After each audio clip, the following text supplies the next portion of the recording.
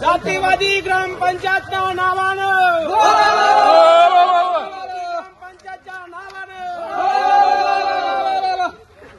अरे रोजगार हमीच्या येरी आम्हाला द्या, आम्हाला द्या. जातीवादी ग्रामपंचायतच्या नावानं या महाराष्ट्राच्या मुख्यमंत्र्याला असं निदर्शनात आणून देतो की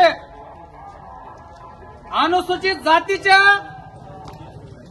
जे लाभार्थी आहेत त्यांचे ताबडतोब मिशन गतीने 40% रेशोमध्ये प्रस्ताव दाखल करून घ्यावा आणि त्यांना काम करण्याचे आदेश द्यावा. आणि ज्याही ग्रामपंचायतीने ग्रामसभा न घेता, मासिक सभा न घेता जातीय द्वेषातून एसटीच्या लाभार्थ्यांना रोजगार हमीच्या आणि तत्सम योजनेपासून अलिप्त ठेवलंय त्या सर्व अधिकाऱ्याला तातडीनं निलंबित करण्यात यावे.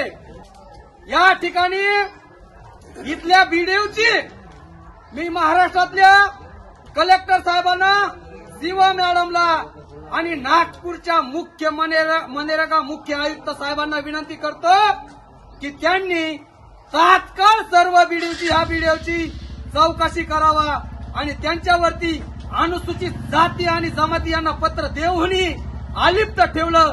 या बीडीओवरती अॅट्रॉसिटी ऍक्ट अंतर्नंतर जो काही शासकीय नियमाप्रमाणे गुन्हा दाखल करता येईल तो गुन्हा दाखल करा. मी स्वतः बीडीओला 2-3 वेळेस पत्र दिलं की माझी विहीर आहे, मला गरज आहे, ही विहीर मला देण्यात यावी. गावचे रोजगार सेवक असतील, ग्रामपंचायत सदस्य असतील, सरपंच असतील, यांना वारंवार सांगतो की मला विहिरीची आवश्यकता आहे. पण आज कुठलीही मासिक सभा न घेता, ग्रामसभा न घेता ढाकेपळ आणि चिरडगावमध्ये यांनी 15-15, 20-20 विहिरी दिल्या आणि त्यांचे ताबडतोब 15 दिवसांमध्ये मस्टर चालू केले. आज या विहिरी चिरडगावमध्ये 43 विहिरी, आज या विहिरी यांत्रिकरणाद्वारे खोदल्या जात आहे. हे बीडीओला सांगून ही बीडीओ गप्प आहेत.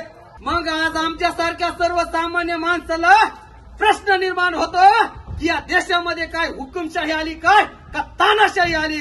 म्हणून असल्या जातीवादी बीडीओला, असल्या जातीवादी ग्रामसेवकला तात्काळ याने निलंबित करावे.